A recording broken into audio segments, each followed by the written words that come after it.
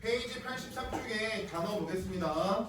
그 품사라고 나와 있는 거 아래다 가로 여시고요. 중학교 1학년이요. 품사는 중학교 1학년 때 배웠던 거고요. 중학교 1학년 때 배웠던 거고. 단어 아래 가로 여시면 중학교 1학년이요. 마찬가지 단어도 중학교 1학년 때 배웠습니다. 단어의 의미관계 아래 가로 열어보시면 이거 언제 배웠냐면요. 중학교 2학년 때 배웠습니다. 지금 보고 있는 단어 파트는 중학교 1, 2학년 때 배웠던 파트인데 깊이가 조금 깊어진 파트여서 그런 것들만 체킹하면서 보시면 어렵지 않을 거예요.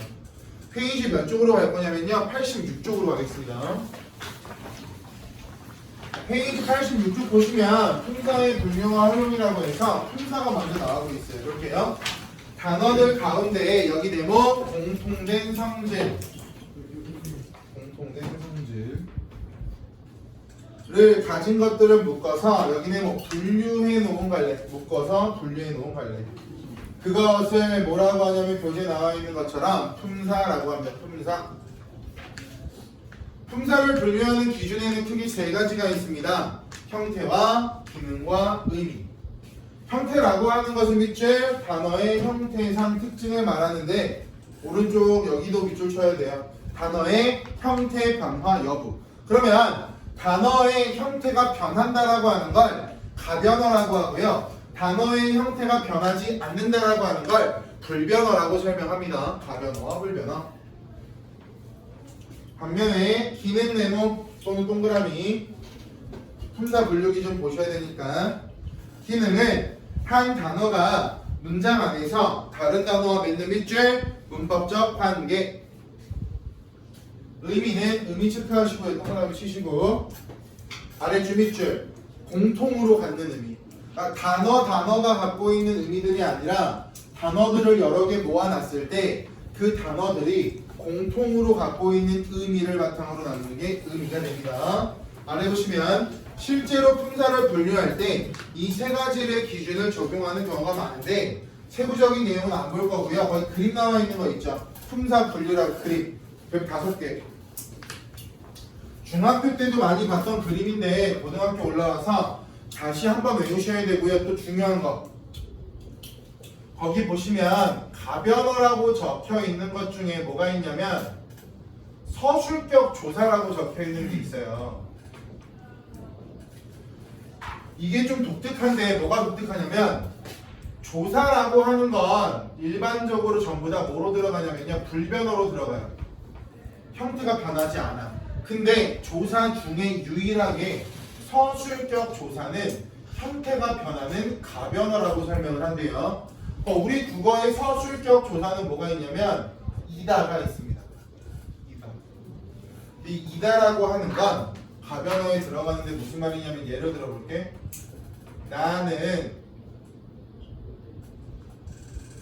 학생이다라고 했을 때 여기 나와 있는 이다가 바로 서술격 조사입니다.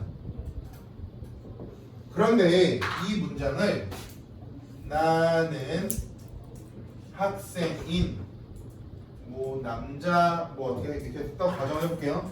그러면 원래는 이다라고 하는 형태였는데 갑자기 아래 문장에서는 인이라고 하는 글자로 바뀌었대요. 여기는 이다라고 하는 서술격 조사 뒤에 는이라고 말하는 과정사형 어미가 결합됐을 때 인이라고 하는 형태를 취할 텐데 지금 여러분들이 눈으로 보시는 것처럼 서술격 조사 이다는 문장에 따라서 형태가 인이라고도 바뀌기 때문에 이러한 서술격 조사를 우리는 가변어라고 설명을 하죠.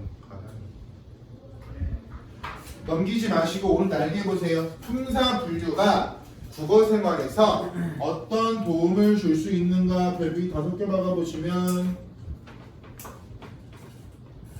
1번 단어를 밑줄 쉽게 이해하고 오래 기억. 2번 처음 접하는 단어의 의미나 기능 추정. 3번 잘못된 문장을 고치거나 띄어쓰기 여부 판단할 때 도움. 4번 언어의 일정한 질서. 5번 사고력과 이해력을 기를 수 있음이 5가지가 품사 분류가 우리에게 주는 긍정적인 측면이니까 알고 계셔야 되고 오른쪽 87쪽 가겠습니다. 품사의 종류와 특성 첫 번째입니다. 체언 동그라미. 체언이라고 하는 것은 크게 보면 명사, 대명사, 수사 세 가지로 나눌 수가 있는데 아래 갈게요. 체언은 1번 주어, 목적어, 보어. 체언은 주어, 목적어, 보어로 쓰인답니다.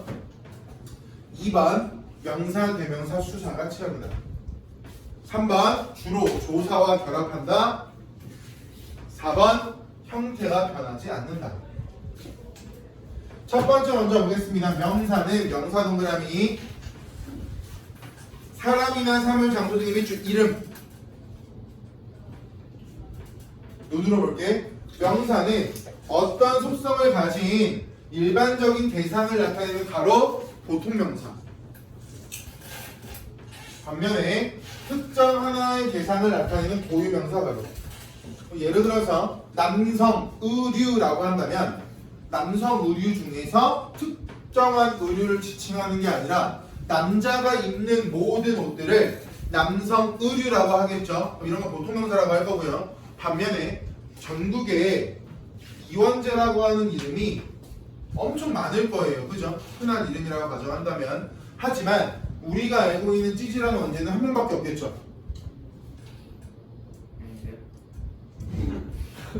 그럼 저런 원재를 말하는 이원재라고 하는 이름은 보통 명사인 것처럼 느껴지지만 고유 명사가 된다고요. 특정한 것 하나만 지칭하면요.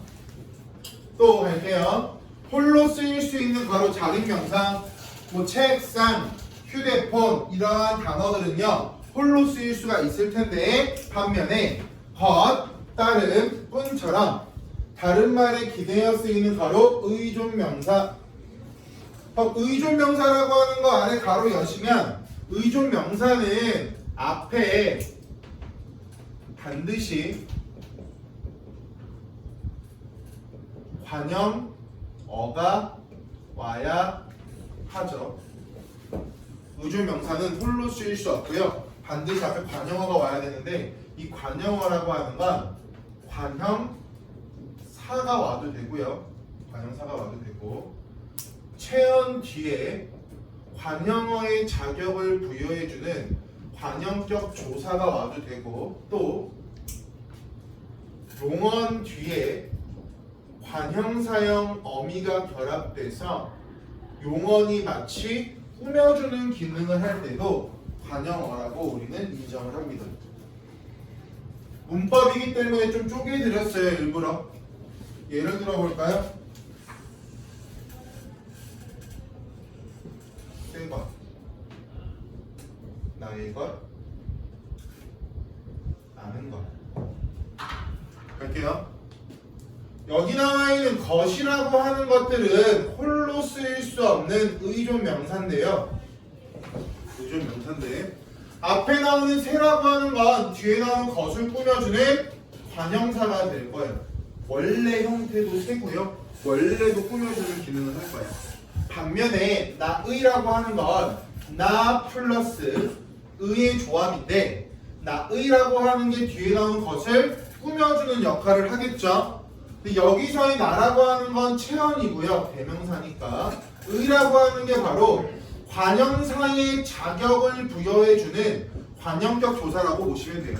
그래서 의존명사 앞에는 체언 플러스 관형격 조사도 올 수 있고 아는이라고 하는 것은요 마찬가지로 것은 것인데 아는 것이니까 알다라고 하는 말 뒤에 는이라고 하는 형태가 결합됐다라고 보시면 되는데요. 알다는 여러분들이 아시는 것처럼 용언이고요.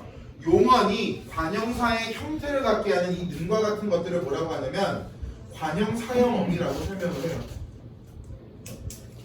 그래서 관형어라고 하는 것들은 이러한 세 가지 유형을 가지고 있다라고 알고 계시면 좋으실 것 같습니다. 이어서 볼게요. 대명사 동그라미. 대명사에서 대라고 하는 글자는 대신한다라고 보시면 돼요. 대신한다. 대신한다. 명사를 대신하는 게 대명사인데 두 번째 아래 밑줄 지시대명사 아래 인칭대명사. 여기서 말하는 인칭에서 인이라고 하는 글자는 사람, 칭하다라고 하는 건 말하다가 되겠죠. 즉 사람을 말하는 대명사. 수사는요 동그라미 쳐보시면 수량이나 순서로 수량을 나타낼 때 밑줄 양수사 가로쳐 양수사 수량이니까 양수사 순서니까 뒤에 바로 서수사. 두 번째 용언 가겠습니다. 용언은 문장에서 밑줄 주어를 서술하는 기능. 여기에 뭐가 들어가냐면요 동사와 형용사. 동사는 동그라미 밑줄 움직임, 형용사 동그라미 상태 또는 성질. 아래 본용언과 보조용언 별빛 3개화가 보시면 본용언과 보조용언이라고 하는 건 결국 무슨 뜻이냐면 얘들아 이게 얘기야. 용언 플러스 용언이 만나면 우리 얘를 뭐라고 하냐면 합성용언 또는 복합용언이라고 해요. 한 개의 용언으로 구성된 것이 아니라 두 개의 용언이 구성된 걸 합성용언 또는 복합용언이라고 하는데 항상 앞에 오는 용언을 뭐라고 하냐면 본용언이라고 하고 뒤에 오는 용언은 경우에 따라서 본용언이 똑같이 올 수도 있고요. 보조용언이 올 수도 있어요. 그래서 합성용언이라고 하는 건 본용언과 본용언의 조합일 수도 있고요. 본용언과 보조용언의 조합일 수도 있습니다. 그럼 본용언이 뭐고 보조용언이 뭔지를 알고 있어야 되니까 볼게요. 시계 몇 시에요? 26분. 문장의 주체를 주되게 서술하면서 밑줄 보조용언의 도움을 받는 용언을 본용언. 반면에 본용언과 연결되어서 그것의 뜻을 보충하는 역할을 하면 보조용언. 본용언과 보조용언이라고 하는 건 크게 어렵지 않을 텐데 보조용언 한 가지만 추가합시다. 보조용언은 본래 용언의 의미를 유지하지 못하는 경우가 많아요. 보조용언은 원래 자기가 갖고 있던 의미를 유지하는 게 아니라 잃어버리는 경우가 조금 있습니다. 넘어가서 스피드 좀 올릴게요. 여기까지 해야 되니까. 용언의 형태가 변한다 동그라미 활용. 그럼 활용이라고 하는 글자의 같은 말은요 가변어가 되겠죠. 가변어. 그런데 우리가 알고 있는 거야. 읽고 읽은이 읽는다 읽은이와 같이 활용을 하는데 이처럼 형태가 변하지 않는다 동그라미 어간. 반면에 형태가 변한다 아래 동그라미 어미. 우리가 알고 있는 거니까. 불규칙 활용이라고 하는 건 규칙성이 떨어지는 걸 불규칙 활용이라고 하겠죠. 맞아요? 그럼 불규칙 활용은 규칙성이 없으니까 100% 암기고요. 불규칙 활용의 종류는 좀 많아요. 그래서 학교에서 불규칙 활용을 어떤 것들을 하느냐에 따라서 봐야 될 게 달라지니까 그때 확인하는 걸로 하겠습니다. 아래 보시면 수식어 볼게. 수식어는 밑줄 다른 단어를 꾸며주는 역할. 관형사와 부사가 있는데 밑줄 수식의 대상이 다르다. 수식의 대상이 다르다 같은 말 수식의 범위가 다르다. 관형사는 동그라미 치셔야죠. 체형 밑줄. 부사 동그라미 치셔야죠. 꾸며주는 거 다 밑줄 주세요. 부사, 용언, 관형사, 문장. 그럼 당연히 수식의 대상이나 수식의 범위가 넓은 것은 부사가 되겠죠. 관계형 가겠습니다. 관계형은 문장에 쓰인 다른 말들과의 관계를 나타내는데 관계형에는 조사가 있는데요. 다른 품사와 달리 홀로 쓰이지 못하고 밑줄 홀로 쓰이지 못한다. 조사의 특성이죠. 앞말에 붙어서 그 말과 다른 말의 문법적 관계를 나타내거나 특별한 뜻을 더해주는 역할을 한다. 조사는 여기 네모 기능과 의미.